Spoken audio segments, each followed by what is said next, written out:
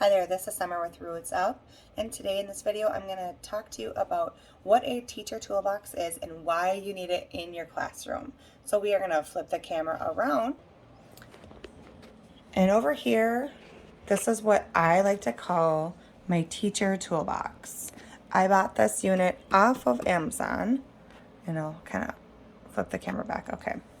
So I bought this unit off of Amazon, and they have lots of different variations of cubbies. This is my favorite one. I'll show you my other one in just a minute. But what I did is I actually got some spray paint from Walmart, cost $1, and I did a couple coats of that so it matched my wall. Did not look like an eyesore because I think they come black. So these are the items that I need every single day that I don't want my kids to have access to, and I don't want in a file cabinet stuffed away super far away from me. So all of these items are kind of for my flashcards or my calendar display. So I have my colors, my shapes, my numbers, my flashcards, rubber bands I use all the time for instead of bookmarks, we use rubber bands. Calendar numbers, Sharpies, gotta keep those ones up high, extra magnetic letters, lots of pens, the sticky tabs that I use for my page markers as well, glue, clothespins, we use those all the time for teaching letter matching and whatnot. So this has become invaluable to me because I can store a lot of items that I need in a very compact way. Up top, you'll see I still use a CD player in my classroom. These are my art supplies that I don't want the kids to have access to that we bring out with just when we do special art for my homeschoolers. Ink, of course. I use a bell in my classroom for when I need to redirect, like if it gets too loud and the kids are not able to hear because it's too loud. I will ring the bell and I will sometimes turn off the light, and then everybody knows, okay, it's time to refocus. So I always keep watercolors up here. Right next to my teacher toolbox, you're going to see a teaching clock here. And this is my favorite teaching clock because it teaches you all of the concepts. Quarter past, half past, quarter to, and then it has all the numbers in between for the second hand.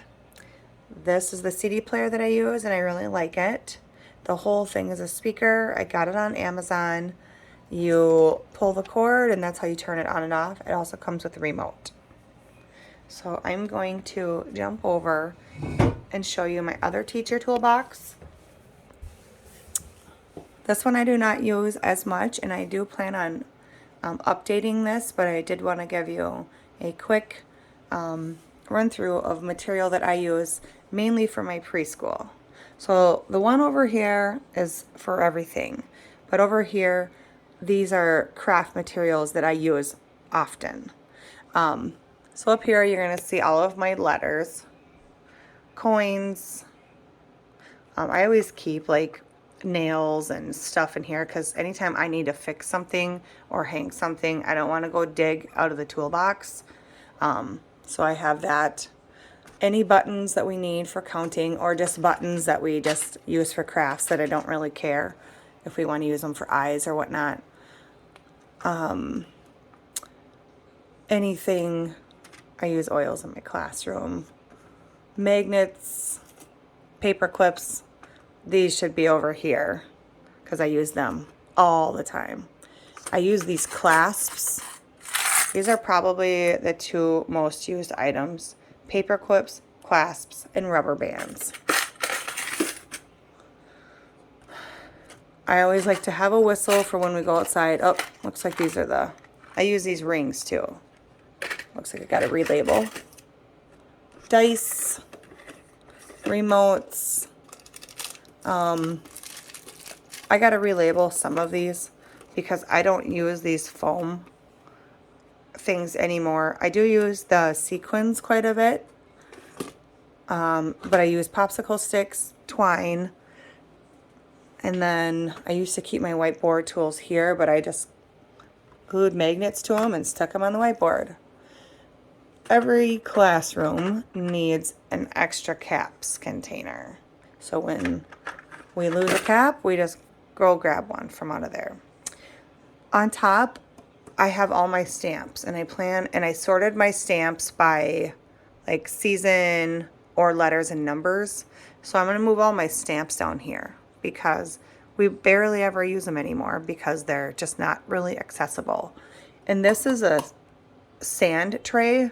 So if you open up the tray, the kids can use their finger or a Q-tip and they can practice the letter, drawing the letter, or whatever they want to do with the sand tray.